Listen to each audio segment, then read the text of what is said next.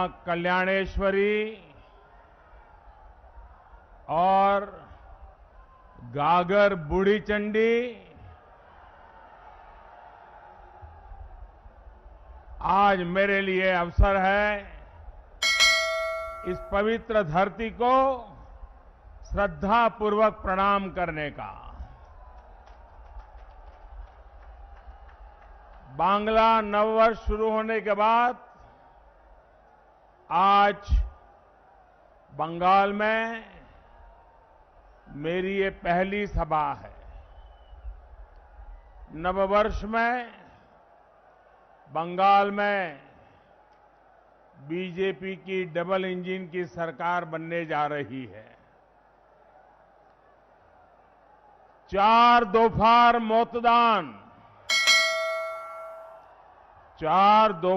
मतदान टीएमसी होलो खान खान।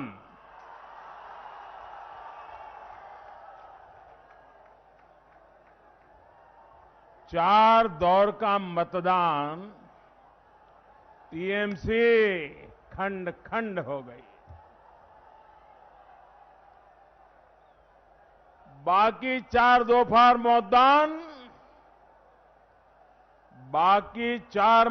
मतदान दीदी भाईपो टिकट कटान।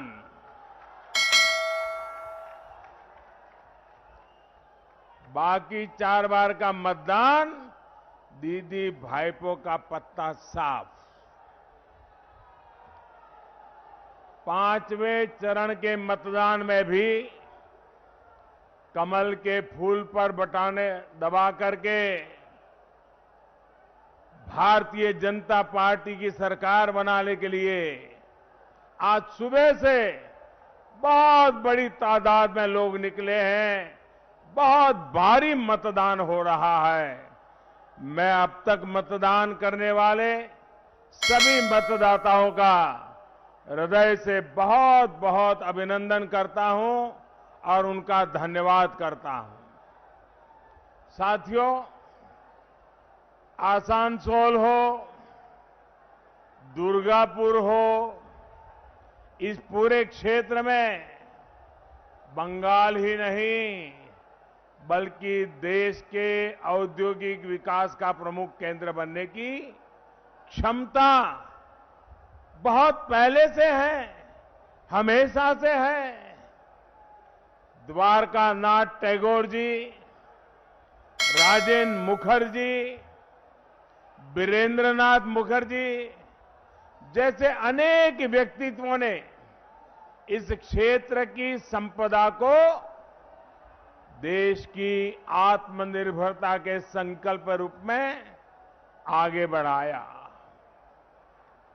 साइकिल से लेकर रेल तक, पेपर से लेकर स्टील तक, एल्यूमिनियम से लेकर ग्लास तक, ऐसे अनेक कारखानों में यहां की फैक्ट्रियों में काम करने के लिए पूरे देश से लोग यहां आते हैं। आसनसोल एक प्रकार से लघु भारत है। हिंदुस्तान का हर व्यक्ति यहां एक मिल जाएगा। लेकिन बंगाल में जो सरकारें रहीं, उनके कुशासन ने आसनसोल को कहां से कहां पहुंचा दिया।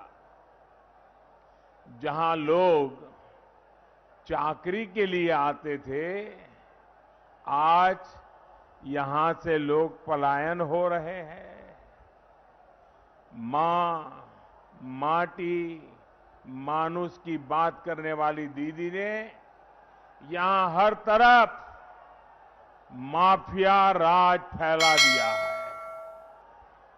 आसनसोल की प्राकृतिक संपदा को लूटने के लिए कोयला माफिया, नदियों की बालू को लूटने के लिए अवैध खनन माफिया, सरकारी जमीन पर कब्जे के लिए भू माफिया।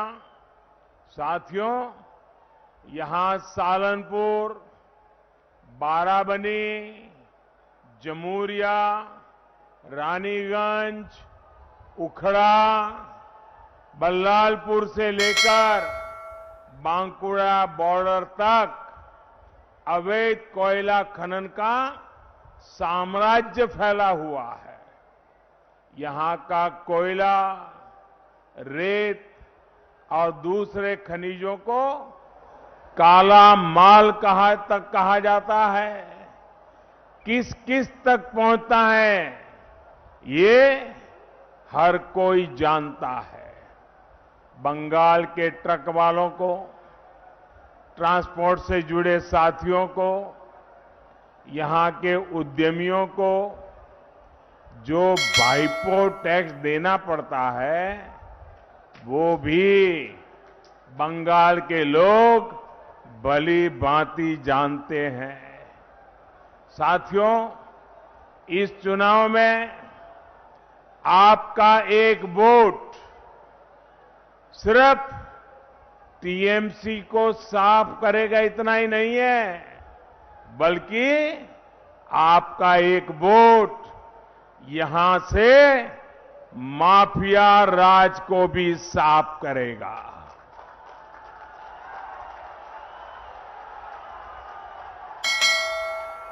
आपको पता है आपकी वोट की ताकत क्या है?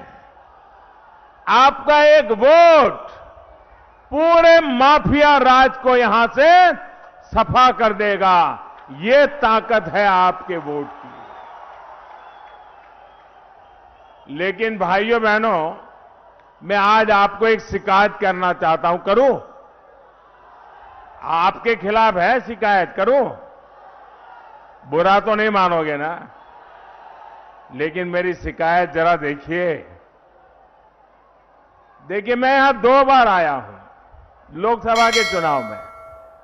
जब मैं प्रधानमंत्री बनना था और मैं आपसे वोट मांगने आया था, बाबुल जी के लिए वोट मांगने आया था, लेकिन पहले जब आया तब तो मेरे लिए वोट मांगता था। फिर भी 1/4 लोग भी नहीं थे सभा में।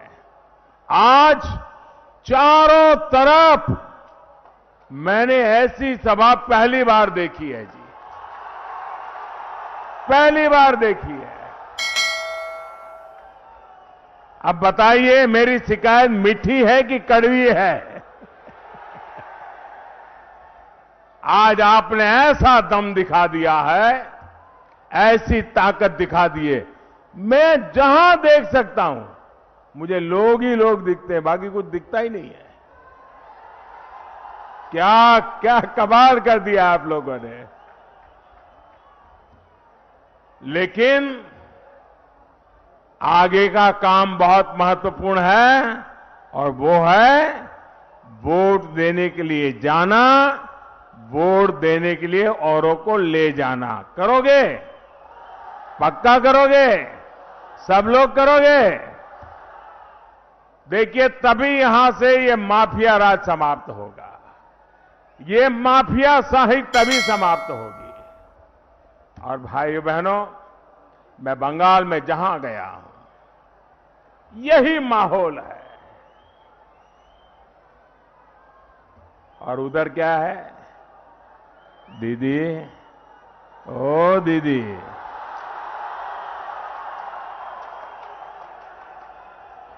देखिए दीदी, ओ दीदी, 2 मई में अब सिर्फ आधा महीना बचा है।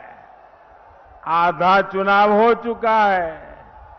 सिर्फ कुछ दिन और कोयला धुले, मोयला जाए ना। भाइयों और बहनों, सोनार बांग्ला के संकल्प के साथ बीजेपी सरकार यहां आपकी हर मुश्किल कम करने के लिए काम करेगी। बंगाल में कानून व्यवस्था का राज स्थापित किया जाएगा। कानून के राज में यहां नए उद्योग लगेंगे, बंगाल में निवेश बढ़ेगा। बीजेपी सरकार में हर कोई अपना काम करेगा। आपके जीवन में टीएमसी के तोलाबाजों की जो घुसपैठ हुई है, उसे जीरो कर दिया जाएगा, दूर किया जाएगा। पुलिस अपनी जिम्मेवारी निभाएगी, अपना काम करेगी। राज्य सरकार के अलग अलग विभाग अपना जन सेवा का दायित्व निभाएंगे, अपना काम पूरा करेंगे। प्रशासन अपनी जिम्मेवारियों को निभाते हुए जनता जनार्दन की अपेक्षाओं को पूरा करने के लिए दिन रात काम करेगी और सरकार अपनी जिम्मेवारियों को पूरा करने के लिए काम करेगी। और बीजेपी का कार्यकर्ता मैं आपको विश्वास दिलाता हूं, आपकी सेवा में हरदम खड़ा रहेगा। और इसमें जो भी खेला करने की कोशिश करेगा, उस पर कानून के तहत उतनी ही सख्त कार्रवाई भी होगी। भाई और बहनों, दीदी ने बीते 10 सालों में विकास के नाम पर आपके साथ विश्वासघात किया है। विकास के हर काम में, हर काम के आगे दीदी दीवार बन के खड़ी हो गई, दीवार बन के खड़ी हो गई। केंद्र सरकार ने 5 लाख रुपए के मुफ्त इलाज की सुविधा दी, तो दीदी दीवार बन गई। केंद्र सरकार ने शरणार्थियों की मदद के लिए कानून बनाया, तो दीदी इसका भी विरोध करने लगी। केंद्र सरकार ने मुस्लिम बहनों को 3 तलाक से मुक्ति के लिए कानून बनाया, तो दीदी फिर आग बबूला हो गई। केंद्र सरकार ने किसानों को बिचौलियों से मुक्त करने वाले कानून बनाए, तो दीदी विरोध में उतर आई। केंद्र सरकार ने किसानों के बैंक खातों में सीधे पैसे ट्रांसफर करने शुरू किए, तो दीदी ने इससे भी किसानों को वंचित रख दिया। साथियों, बंगाल को विकास रोकने वाली नहीं, डबल इंजन की सरकार चाहिए, डबल इंजन की सरकार। बंगाल की बीजेपी सरकार आपका लाभ कराने वाली हर उस योजना को लागू करेगी जिन्हें दीदी की सरकार ने रोका हुआ है। पहली ही कैबिनेट में पीएम किसान सम्मान निधि पर बड़ा फैसला लिया जाएगा। बंगाल के हर किसान के खाते में 18,000 रुपये सीधे ट्रांसफर हो, जिसको दीदी ने रोकने की कोशिश की। 2 मई के बाद, नई सरकार बनने के बाद दीदी नहीं रोक पाएगी, क्योंकि सरकार आपने बनाई है, आपके लिए बनाई है और वो आपके लिए काम करेगी। भाई और बहनों, आप मुझे बताइए, दीदी को अगर आप लोगों के दुख दर्द की परवाह होती,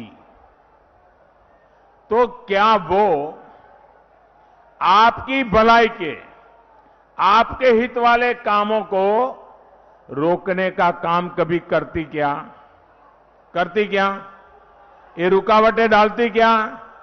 दीवार बनती क्या?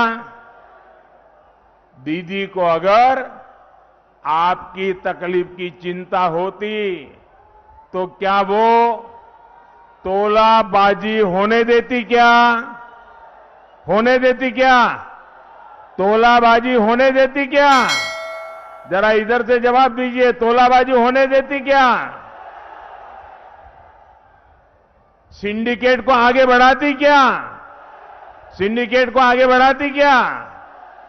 कट मशीन मनी वसूलने देती क्या? कट मनी वसूलने देती क्या वो? साथियों, दीदी अपने अहंकार में दीदी इतनी बड़ी हो गई है कि हर कोई उन्हें अपने आगे छोटा दिखता है। केंद्र सरकार ने अनेक बार अनेक विषयों पर बात करने के लिए बैठकें बुलाई है, लेकिन दीदी कोई न कोई कारण बताकर इस बैठकों में नहीं आती। जैसे कोरोना पर पिछली 2 बैठकों में बाकी मुख्यमंत्री आए, लेकिन दीदी नहीं आई। नीति आयोग की गवर्नेंस काउंसिल की बैठक हो, बाकी मुख्यमंत्री आए, लेकिन दीदी नहीं आई। मां गंगा की सफाई के लिए देश में इतना बड़ा अभियान शुरू हुआ, लेकिन दीदी उससे जुड़ी जो बैठक होती है उसमें भी नहीं आई।